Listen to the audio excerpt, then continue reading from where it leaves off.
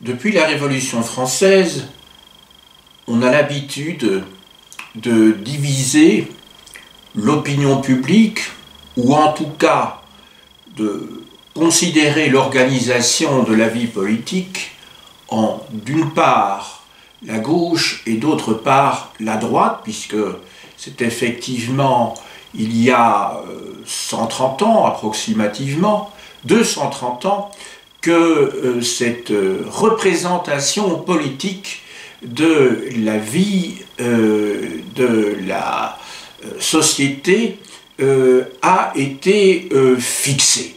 On en connaît d'ailleurs l'origine, sur laquelle je ne reviendrai pas. Il est question donc sur le plan politique de majorité et d'opposition au Parlement, bien sûr, ceci ne reflétant d'ailleurs pas, pour ceux qui se situent à gauche ou à droite du bureau du président de l'Assemblée,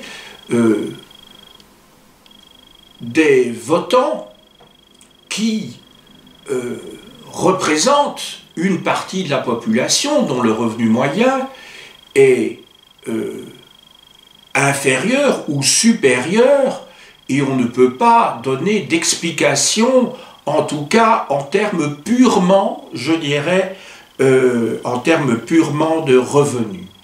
En effet, vous savez que votent à droite et à l'extrême droite des gens qui pour autant n'appartiennent pas toujours aux classes supérieures de la société, et inversement, on voit à gauche des votants qui, comment dirais-je, donnent leur suffrage pour des raisons liées à un idéal, en tout cas une représentation de la société. Aujourd'hui, je voudrais m'intéresser non pas à la société actuelle en France, mais plonger dans le passé et essayer de retrouver les racines des partis, puisque c'est au XVIe siècle en gros que s'installent les partis. Et précédemment, dans un premier volet, j'avais eu l'occasion de m'appesantir, de me pencher sur les relations entre, d'une part, le roi et d'autre part, l'État au XVIe et surtout au XVIIe siècle. Maintenant donc, il s'agira de considérer l'autre pendant, je dirais, logique, qui est d'analyser les liens qui unissent la société et l'État au XVIe et au XVIIe siècle. Mon plan comprendra logiquement deux parties, on l'aura compris à partir de l'introduction que je viens de faire. D'une part, dans un premier temps, il sera question des soutiens du régime royal, du régime absolutiste, et dans un deuxième temps, j'aborderai la question de l'opposition ou des oppositions à ce même régime absolutiste. Je commence donc par les soutiens du régime.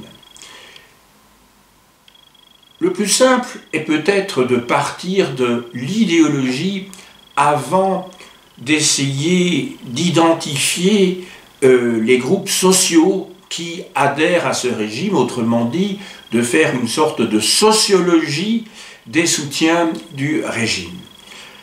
L'idéologie, pour commencer.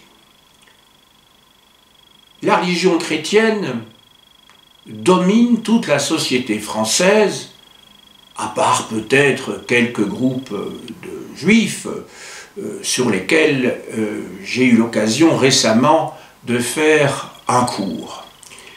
La religion chrétienne domine, elle est divisée elle-même en deux sous-catégories, deux branches.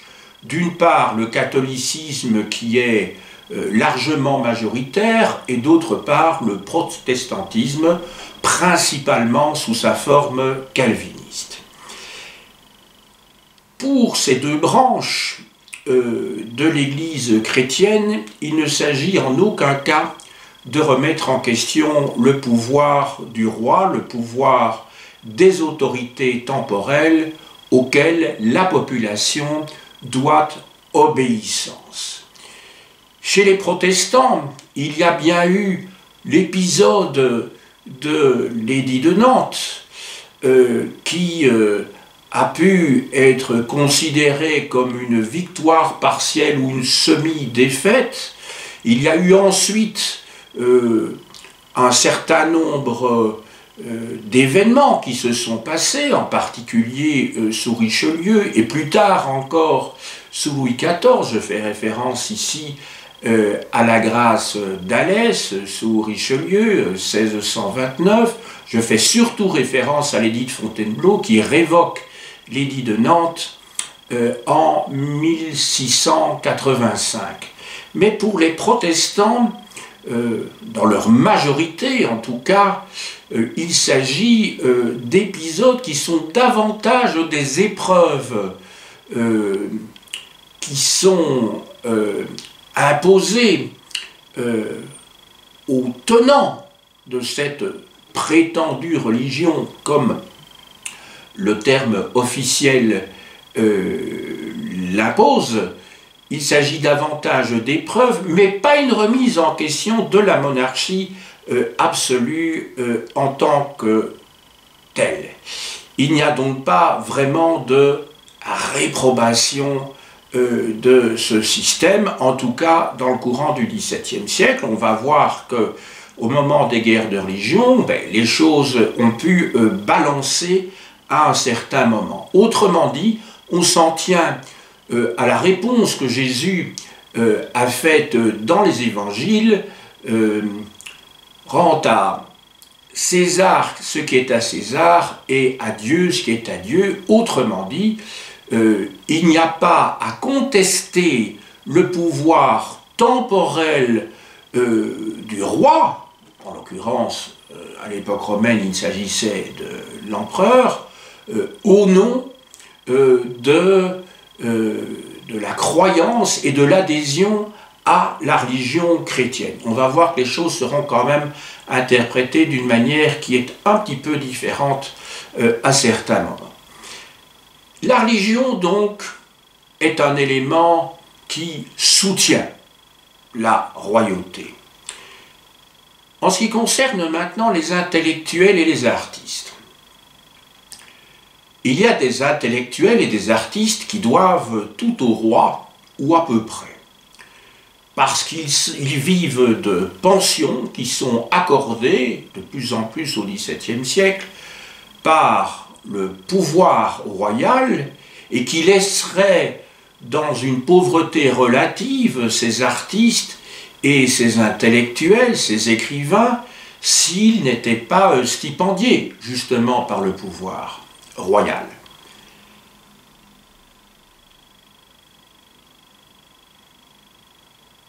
Ces artistes, ces écrivains ont été fortement encadrés, canalisés par le pouvoir royal, en particulier avec la création de l'Académie française en 1635, par la création des autres académies qui vont suivre sous Colbert, et les artistes, les écrivains ont besoin de la protection du roi pour, je parle ici des écrivains en particulier, pour ne pas être censurés par le département de la librairie, c'est-à-dire un organe qui était chargé au niveau ministériel de vérifier s'il n'y avait rien dans les écrits qui puisse s'opposer à la religion ou à l'État, puisque la religion catholique est une religion officielle et qu'elle est intimement liée au pouvoir puisqu'elle le légitime. Maintenant, nous allons passer, comment dirais-je, aux théoriciens de la monarchie absolue. Du côté, je dirais, laïque, profane, il y a des théoriciens, et ces théories, on peut en trouver un exemple le plus emblématique en Angleterre, chez Thomas Hobbes, qui, au milieu du XVIIe siècle, publie son fameux Léviathan, où il justifie, il légitime la monarchie absolue, parce qu'il considère que l'être humain, à l'état de nature, est en état de guerre, et qu'il faut donc un pouvoir autoritaire, un pouvoir absolu, pour que la société puisse tenir ensemble et ne pas éclater. Du côté religieux, on trouve aussi des théoriciens. C'est le cas pour la France, cette fois, de Bossuet, qui va publier sa politique tirée de l'Écriture sainte, où il affirme très clairement que Dieu a voulu la monarchie absolue et que l'être humain, l'homme donc dès sa naissance se trouve en état de péché et que seul le lieutenant de Dieu sur terre, à savoir le roi, pourra maintenir la société, je dirais, en équilibre, et qui donc, il a une mission particulière. Bossuet donc théorise la monarchie absolue.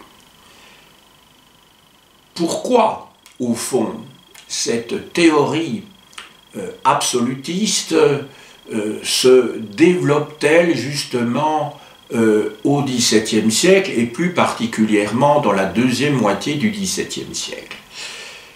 Il ne faudrait pas oublier, évidemment, que pendant près de 35 ans, la France a connu de sanglantes guerres de religion.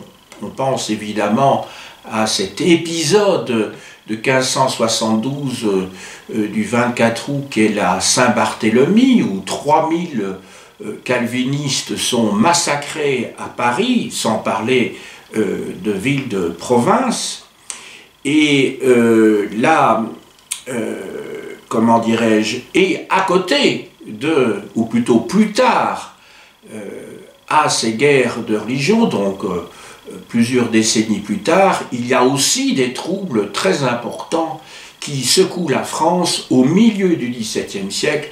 Je veux parler ici de la Fronde, qui va prendre plusieurs formes d'ailleurs, et qui va faire chanceler la royauté. On peut dire que c'est le dernier, d'une certaine manière, en tout cas sous un certain angle, le dernier, comment dirais-je, séisme de la féodalité qui se produit à ce moment-là, en tout cas pour la Fronde des nobles. Je ne parle pas ici de la Fronde parlementaire.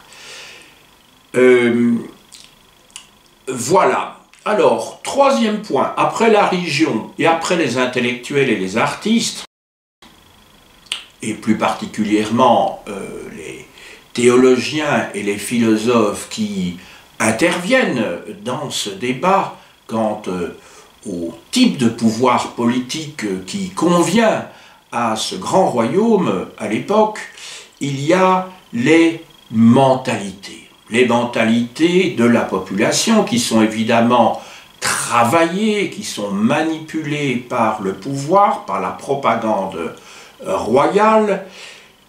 Il se fait que depuis le XIVe siècle, lorsque la guerre de 100 ans a débuté, les Anglais constituent l'ennemi par excellence, l'ennemi éternel. Au XIVe, au XVe siècle, puisque par définition la guerre de 100 ans dure peut-être pas 100 ans de manière continue, mais en tout cas s'étend sur un siècle, et c'est seulement donc au milieu du XVe siècle que cette guerre dynastique se termine, mais qui a laissé des traces indubitablement dans les mentalités et qui va favoriser, alors peut-on parler de patriotisme? Peut-être pas, mais en tout cas un nationalisme que l'on va retrouver au XVIe et au XVIIe siècle lorsque les Valois, les Bourbons ensuite, vont devoir mener un combat pour éviter l'encerclement des Habsbourg contre l'Espagne et contre la maison d'Autriche qui sont en fait des maisons cousines. Le nationalisme donc va se renforcer à ce moment-là et je dirais que ce nationalisme prépare le terrain un siècle et demi plus tard à la Révolution française, puisque la notion de patrie est tout à fait fondamentale pour comprendre l'objectif centralisateur qui est déjà celui des rois Bourbons, depuis Henri IV, depuis Richelieu, depuis Louis XIV surtout, mais cet objectif de centralisation est essentiel et c'est depuis donc le XIVe siècle que va se créer, en se renforçant par la suite au XVIe et surtout au XVIIe siècle, une relation verticale entre là-bas, c'est-à-dire le peuple, et d'autre part le roi. Cette relation verticale, et c'est pour ça que je voulais faire cette psychanalyse, entre guillemets, de la représentation du pouvoir sous l'Ancien Régime, elle est toujours présente ici, et je dirais c'est le génie du général de Gaulle, de Charles de Gaulle, d'avoir voulu instituer dès après la guerre, mais il ne pourra véritablement concrétiser son projet qu'avec la fondation de la Ve République en 1958, et puis quelques années plus tard, avec l'instauration du suffrage universel pour l'élection du président de la République, et c'est ainsi que depuis maintenant une bonne soixantaine d'années, la France se trouve, ou se retrouve plutôt, dans un régime monarchique, même si évidemment on a progressé depuis, comment dirais-je, depuis la Restauration, et que l'on a effectivement un régime parlementaire qui contrebalance, mais parfois si peu, parce que comme vous le savez, dès qu'un président a la majorité au Parlement, à la Chambre en particulier, il peut décider pratiquement tout ce qu'il veut, parce que les députés sont à ses pieds. La France est donc, va devenir progressivement cet État-nation que nous connaissons et qui va être renforcé grâce à l'instruction publique sur le plan idéologique, je veux dire, au moment de la création par Jules Ferry dans les années 1882-83,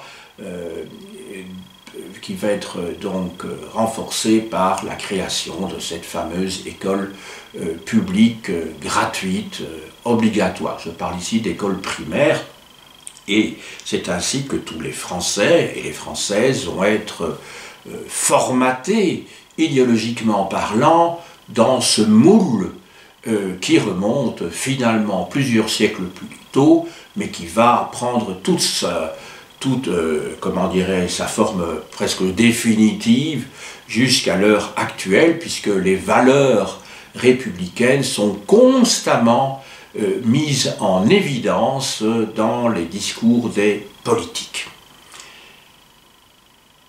Nous allons passer maintenant à la sociologie de cette société d'Ancien Régime pour essayer de comprendre ici uniquement dans le point que je vais évoquer, on abordera d'autres classes sociales ensuite, comment un groupe d'individus va adhérer à la monarchie absolue. Il s'agit du ralliement des notables qui est tout à fait fondamental pour comprendre justement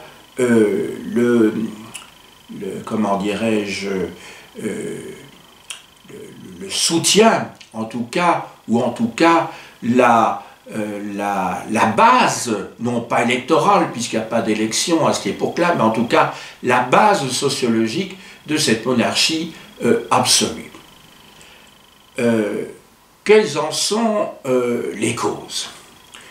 Eh bien, tout d'abord, la création d'un État de plus en plus puissant, la création d'une monarchie qui n'est pas seulement absolue, mais qui est surtout administrative, il faut insister sur ce point, va permettre à un groupe social, je dirais qui correspond aux notables, donc à une certaine partie de la bourgeoisie, de se mettre au service du roi et par ce biais-là de posséder des avantages qu'ils ne trouvaient pas auparavant dans l'administration locale. Des avantages tant sur le plan matériel, financier donc, que sur le plan symbolique, parce que servir l'État royal vous pose un homme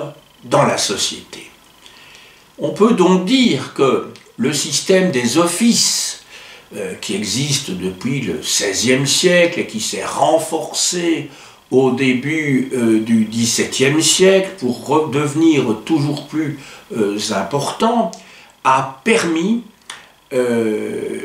l'intégration de nombreux agents de l'État, alors que paradoxalement, on pourrait penser que le système des offices a conduit plutôt à une démission du monopole de l'État dans la fonction publique. Effectivement, les offices, je rappelle ce que j'ai pu expliquer à plusieurs reprises dans d'autres cours, les offices c'était quoi? C'était des charges publiques qui avaient une particularité que heureusement on ne connaît plus aujourd'hui, qui était achetée par leur futur titulaire. Et donc pour entrer dans la fonction publique, en tout cas pour une partie des agents de la fonction publique, il fallait acheter sa charge, étant entendu que cette charge allait vous procurer dans le cours de vos prestations un certain nombre d'avantages matériels et financiers, on est tout à fait d'accord. Mais sur le plan symbolique, la fonction publique va être un moyen d'occuper des places donc reconnues dans l'État, parfois même détestées d'ailleurs. Mais en tout cas, ça va être un pôle d'attraction pour une certaine catégorie de la population. Nous passons maintenant, après avoir étudié les soutiens du régime, je rappelle qu'il y en a un certain nombre sur le plan idéologique qui trouvent tout avantage à soutenir la monarchie et aussi pour des raisons, je dirais, religieuses. Je viens donc d'aborder un groupe social qui est celui des notables qui se rallient à ce régime politique. Maintenant, en ce qui concerne les oppositions au régime, il faut distinguer d'une part le peuple et d'autre part les élites. Le peuple, tout d'abord, soutient-il ou ne soutient-il pas le régime? En fait, au XVIIe siècle, principalement, en particulier dans les années 1620-1630, il y a eu un certain nombre de révoltes fiscales, à d'autres moments aussi, mais c'est la période, je dirais, la plus chaude, parce que Richelieu avait augmenté très fortement, très sensiblement les impôts pour faire face à la guerre qu'il menait contre l'ennemi à ce moment-là, qui n'est pas l'Angleterre, mais qui sont les Habsbourg, et la France était donc intervenue pendant la guerre de 30 ans en Allemagne. Le peuple donc va, en tout cas certaines régions de la France vont se révolter, et il s'agit bien du peuple, pour des raisons fiscales, d'une part parce que les impôts croissaient à une vitesse VV', et ensuite parce que les paysans, qui représentent, je dirais, 85% de la population à cette époque-là, au moins, ne supportent pas la fiscalité indirecte et son mode de perception. On sait que les gabelous sont détestés, et donc on ne peut pas dire que le peuple déteste le régime, le peuple qui souffre d'impôts nombreux, qui ne sont d'ailleurs pas que royaux, mais qui sont aussi seigneuriaux, qui sont aussi d'ordre ecclésiastique, je pense à la dîme, eh bien, c'est le peuple s'oppose au fond aux intermédiaires, à ceux qui font tampon entre le peuple et l'État, le sommet de l'État, et en particulier le roi. Donc ce sont ces percepteurs d'impôts qui sont directement visés. Parce que le peuple est très conservateur, et le peuple, à cette époque-là, je dis bien, et le peuple ne souhaite pas une modification, en tout cas, il ne fait rien pour se révolter, en tout cas de manière significative, précisément contre le pouvoir royal. Ce n'est pas tellement l'impôt en tant qu'impôt qui est remis en cause, je viens de vous le dire, ce sont les impôts indirects, et c'est l'augmentation brutale des impôts à l'époque de Richelieu. Donc on ne peut pas dire que le peuple soit opposé au pouvoir royal, au régime en tant que tel. Ce qui ne veut pas dire, je dis le peuple globalement, ce qui ne veut pas dire qu'il n'y ait pas eu effectivement des combats contre le régime seigneurial, ça c'est sûr, mais en fait la royauté n'est pas remise en cause du tout au XVIIe siècle. Maintenant, du côté des élites, je vais distinguer d'une part l'aristocratie, la noblesse, ensuite le milieu parlementaire, les magistrats, et enfin ce que l'on pourrait appeler ceux qui appartiennent à des partis intégristes, ou en tout cas des partis religieux, car ils ne sont pas tous intégristes comme on va le voir. Je commencerai donc par l'aristocratie. L'aristocratie s'oppose non pas à la royauté, mais à l'absolutisme royal, ce qui n'est pas la même chose. Parce que remettre en question le roi en tant que sommet de la pyramide féodale, dans le cadre d'une idéologie féodale, ce serait remettre en cause leur propre pouvoir vis-à-vis de leurs paysans, de leurs manants, parce qu'effectivement, si vous avez une pyramide, si le sommet de la pyramide s'écroule, ben, il est évident que l'étape suivante sera de remettre en question les seigneurs. Les aristocrates sont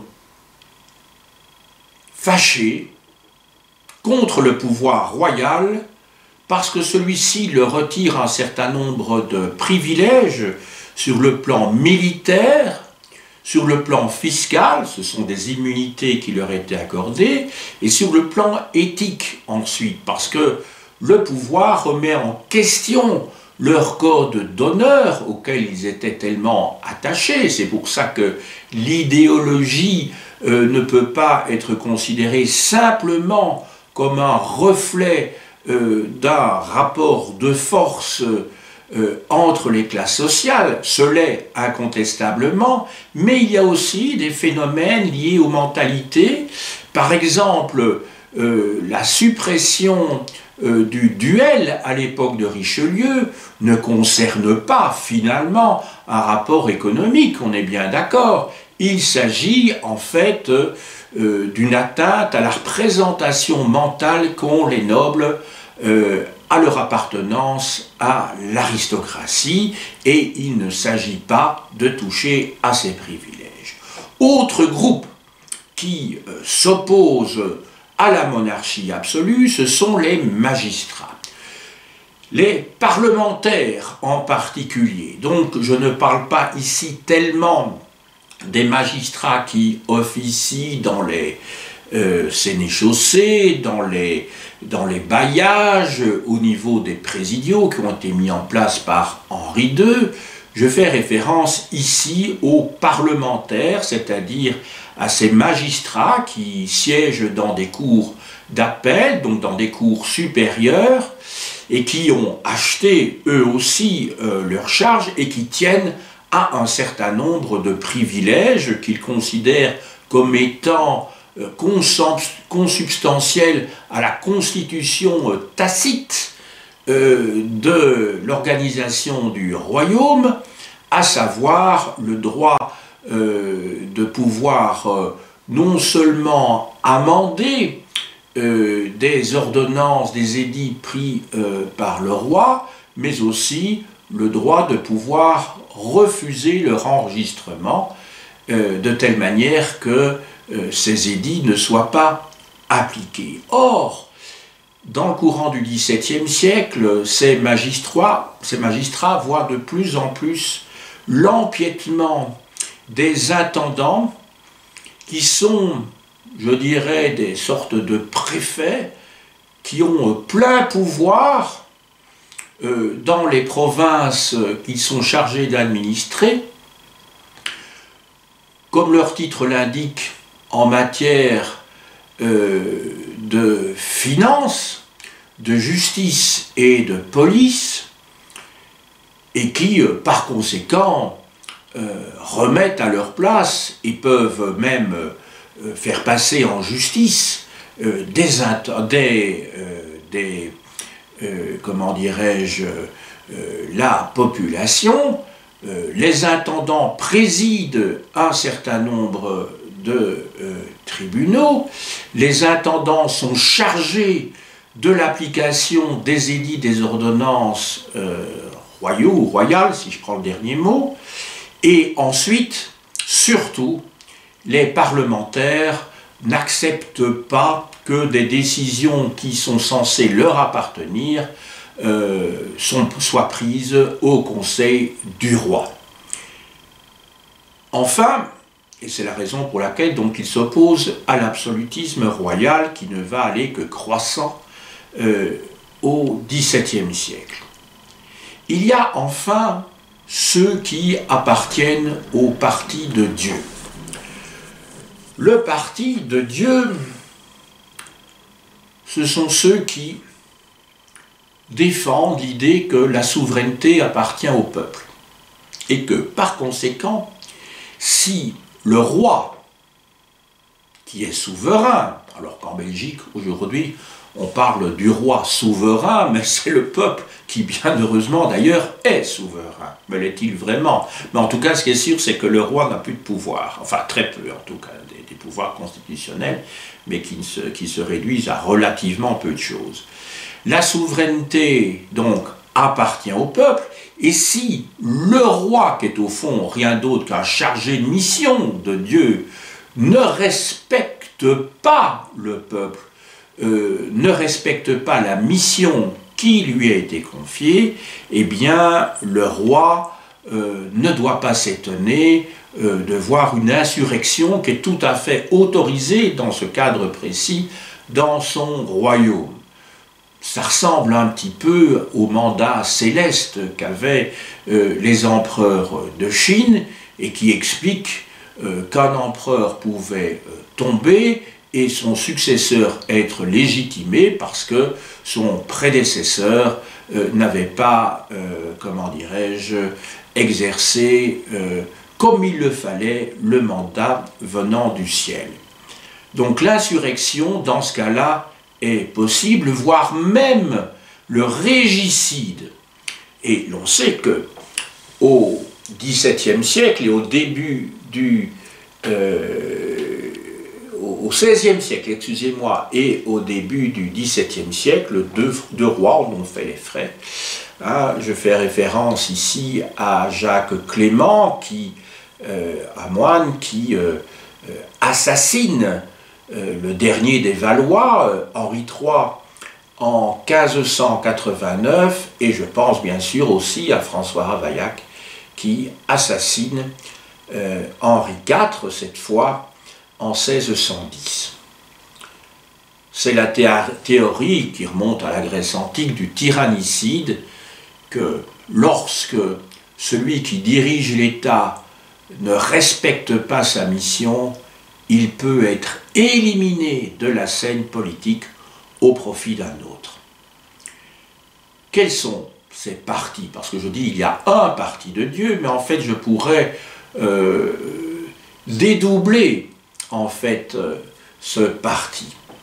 Il y a effectivement les protestants et d'autre part les catholiques. Je commencerai par les protestants qui constituent un État dans la deuxième moitié du XVIe siècle, parce qu'ils possèdent des assemblées politiques, ils possèdent aussi des troupes militaires dans certaines villes, et ce à quoi Henri IV va tendre, c'est un compromis qui va assurer à ces mêmes protestants un certain nombre de places fortes, un certain nombre d'autres droits, par exemple l'exercice de charges publiques, donc dans l'État, le libre exercice également de leur culte, mais ces droits vont être progressivement rognés, puis disparaître complètement, comme on le sait,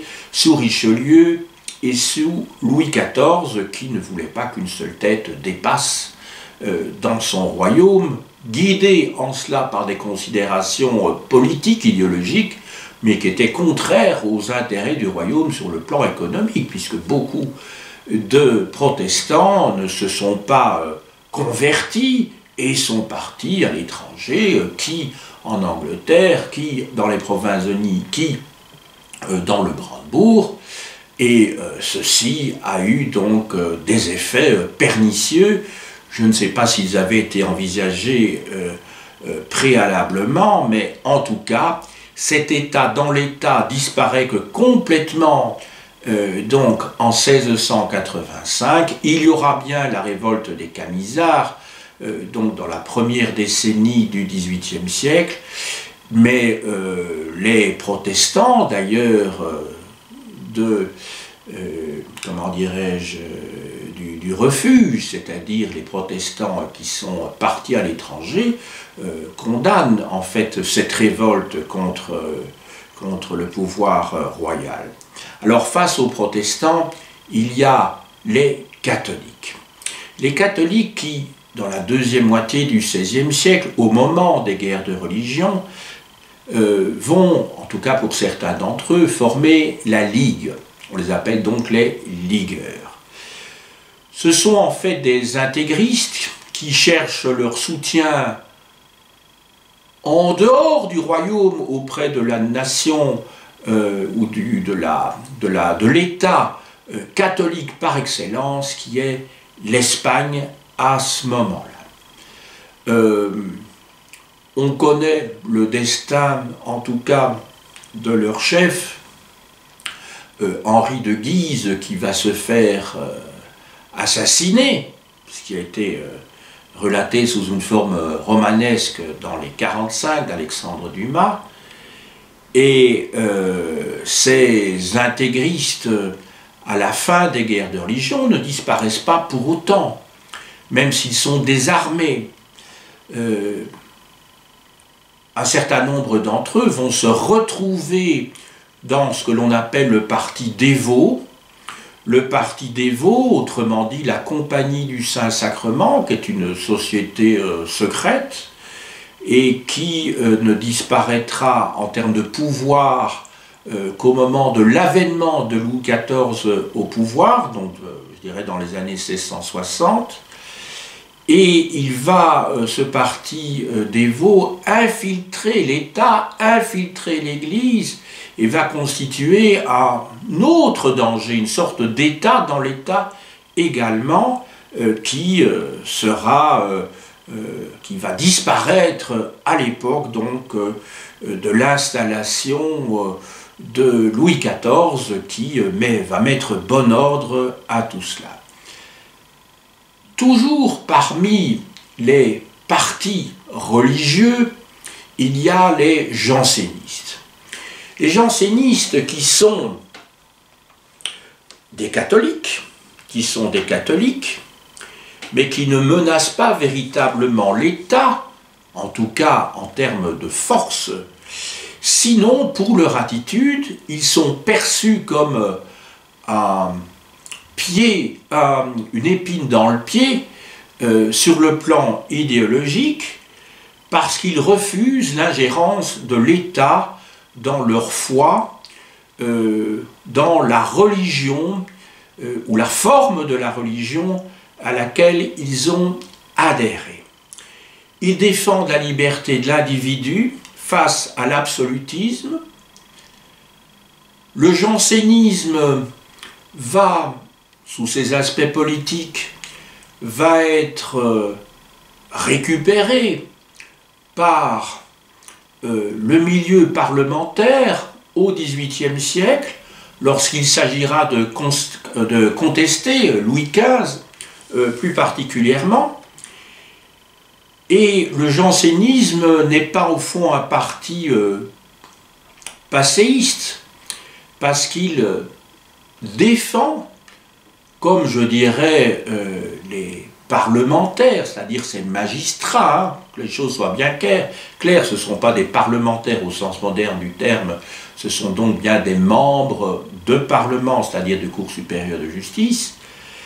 Les jansénistes, comme ces parlementaires, vont porter une certaine vision politique contre l'absolutisme, avec une certaine forme de libéralisme, pourrait-on dire, comme d'ailleurs une certaine noblesse qui, au moment de la régence, où va être installée la polysynodie, c'est-à-dire un système où les nobles vont retrouver la place qu'ils avaient perdue, où ils avaient été remplacés par, alors, je ne vais pas dire des bourgeois, parce que ce serait la vision ancienne des collaborateurs de Louis XIV que je ferais prévaloir dans ce cas-ci. En fait, ce sont des collaborateurs de Louis XIV, disons plus exactement des ministres ou des secrétaires d'État,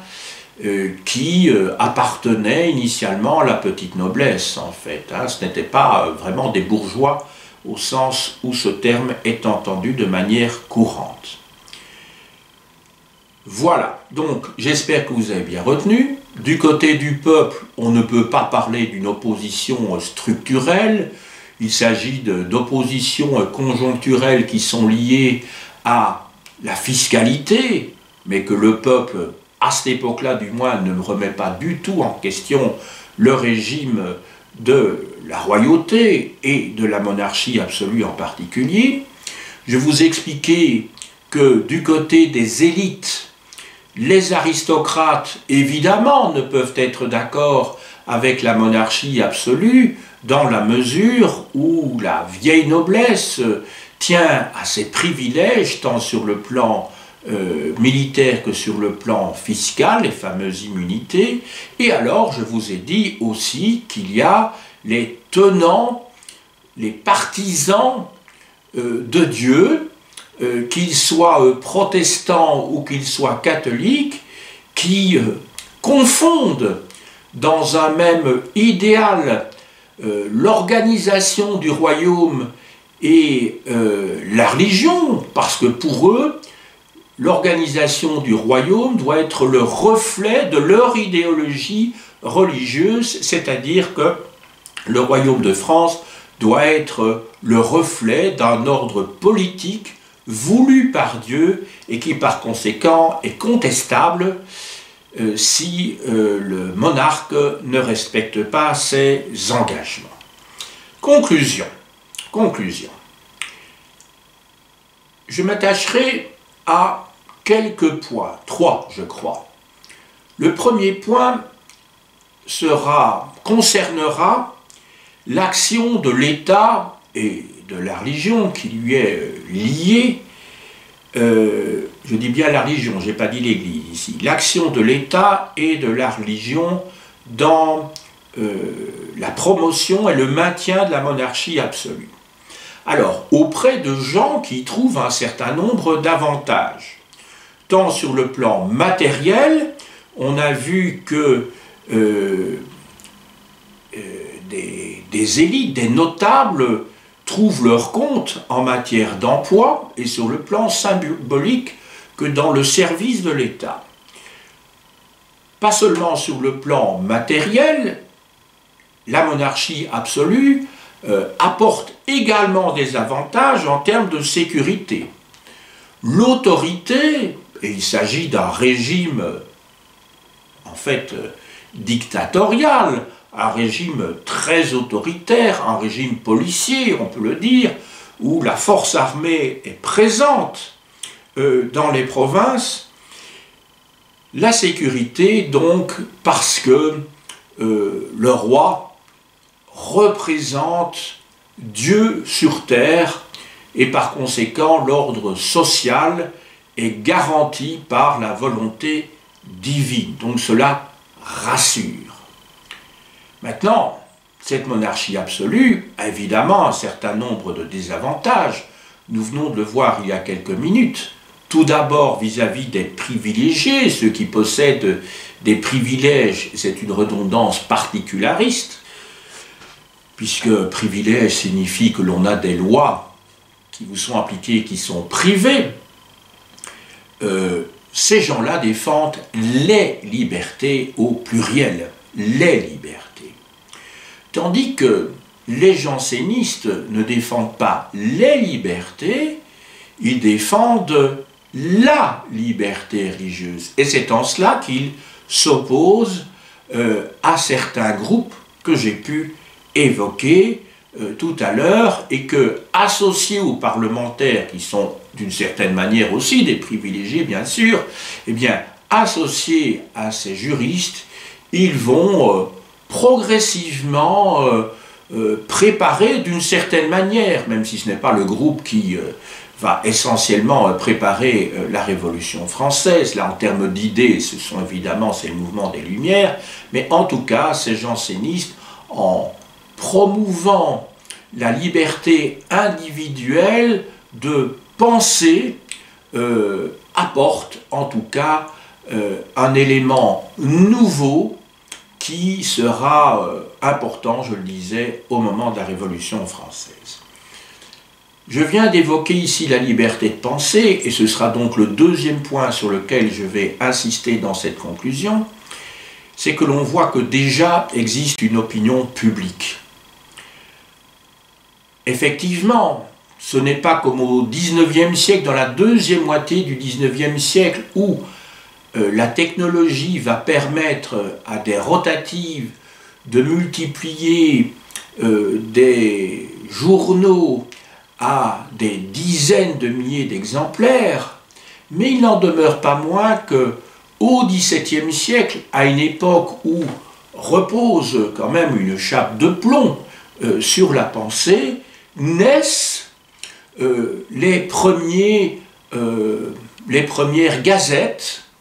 Et ces gazettes, qui ne contestent pas évidemment le pouvoir, ces gazettes sont, je dirais, la matrice de la liberté de la presse qui viendra ultérieurement, même si à cette époque existe bien sûr cette fameuse direction de la librairie, ce département ministériel qui vérifie précisément ce qui s'y trouve. Cependant, au moment des guerres de religion, et plus encore peut-être au moment de la Fronde, vont circuler d'innombrables pamphlets qui, eux, attaquent directement le pouvoir, pas le roi, qui reste une personne sacrée, mais en tout cas son principal ministre, Mazarin, c'est pour ça qu'on appelle ces pamphlets des mazarinades, et qui vont faire évoluer l'opinion publique, parce que ces mazarinades ne sont pas seulement un reflet de la part de la pensée de ceux qui les écrivent, ils vont évidemment influencer beaucoup ceux qui les lisent. Et il faudra donc la reprise en main de tout cela par Louis XIV au moment de son avènement, après la mort de Mazarin en 1661. Voilà, je crois avoir dit l'essentiel de ce qu'il fallait savoir quant aux liens, aux rapports, aux relations qui unissent ou désunissent d'une part la société et l'État en France dans les 2 premiers siècles de l'époque moderne. Je vous montre quelques ouvrages très généraux que j'avais annoncés d'ailleurs à la fin de mon exposé sur le roi et l'État en France au XVIIe siècle. Je vous avais dit à l'époque que je ne pouvais pas vous montrer toute la bibliographie essentielle qui concernait cet exposé à ce moment-là, et que je réservais la bibliographie générale pour la leçon d'aujourd'hui. Ce que je vais faire. Emmanuel Leroy-Ladurie, brève histoire de l'Ancien Régime chez Fayard, un ouvrage de 400 pages.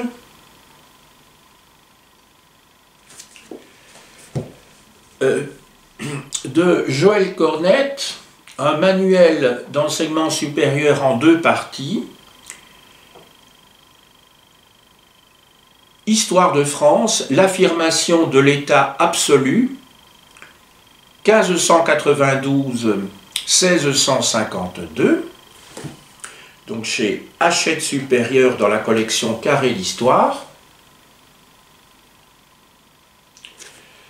Ça, c'est pour le premier volume, la 2e partie, le 2e tome, Absolutisme et Lumière, 1652-1783.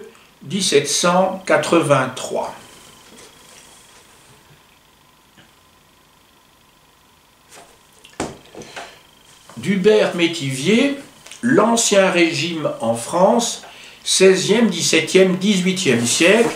Alors là, c'est un manuel très précieux, très précis aussi, 500 pages, Presse universitaire de France. Hubert-Métivier était inspecteur général d'histoire à l'Éducation nationale. Pierre Goubert, l'Ancien Régime, tome 1, La Société, chez Armand Collin, collection U.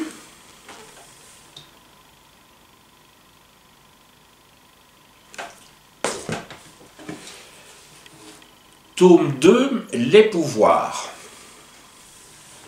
Donc là, c'est vraiment l'ouvrage, je dirais, de base pour mon exposé.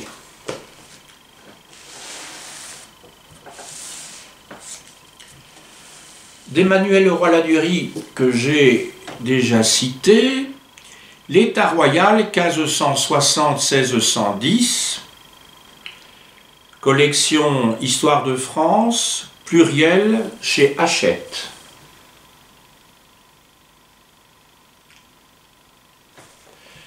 La suite, l'Ancien Régime, tome 1, 1610-1715, même collection, même éditeur. Je n'ai pas pris le tome 2 parce qu'il concerne le XVIIIe siècle, dont je n'ai pas traité ici même. Une histoire personnelle de la France qui comprend plusieurs volumes. Je vous montre le volume écrit par Jean-Marie Le Gall, l'Ancien Régime, 16e, 17e siècle, aux presses universitaires de France. cette série a également été enregistrée.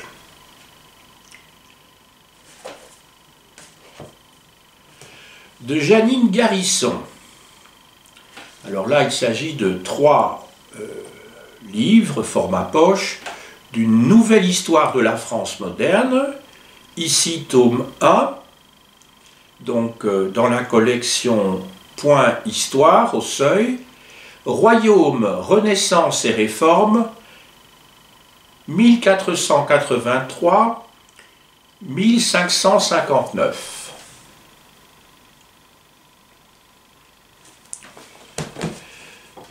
Le tome suivant, du même auteur, Guerre civile et compromis, 1559-1598.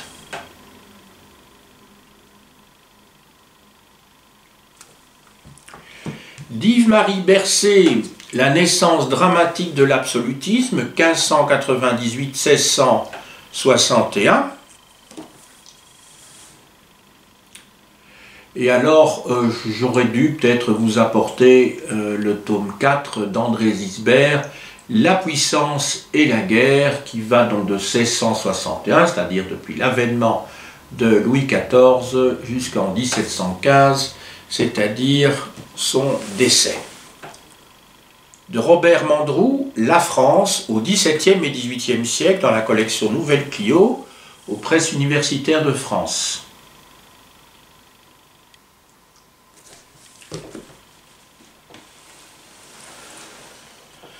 De François Bluch, L'Ancien Régime, Institutions et Société, dans la collection Référence aux livres de poche.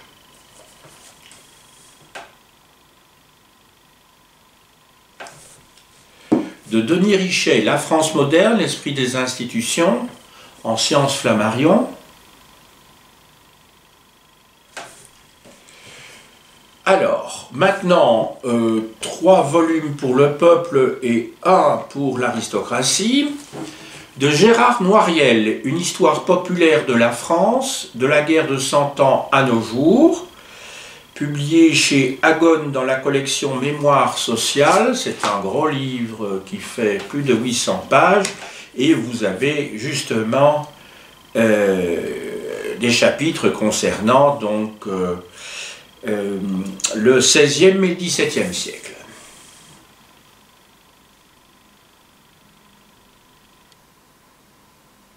C'est évidemment fait suivant le modèle, ou en tout cas le principe de l'ouvrage de Howard Zinn, Histoire populaire des États-Unis. Alors, de Boris Portnev, qui était un marxiste-léniniste, un chercheur soviétique, Les soulèvements populaires en France au XVIIe siècle, Sciences Flammarion. Un très bon livre qui a été très contesté. Et on comprend pourquoi. Parce qu'évidemment, tout le monde n'avait pas ses opinions.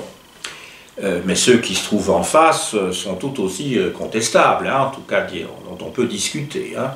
C'est en fait l'école de Portnev, enfin l'école plutôt, l'école des marxistes-léninistes, et d'autre part celle de Roland Mounier à la Sorbonne, qui a eu plusieurs élèves, dont Yves-Marie Bercé, qui a écrit Croquant et Nu-Pieds, qui est un recueil de textes, de sources d'époque, qui sont commentés.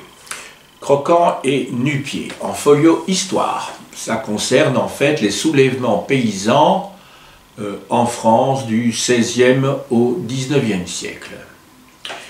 Pour terminer, Arlette Jouada, Le devoir de révolte, la noblesse française et la gestation de l'État moderne, 1559-1661. Donc ça couvre tout à fait notre sujet, puisque j'ai eu l'occasion de développer cet aspect des choses. Chez Fayard, il y a 500 pages.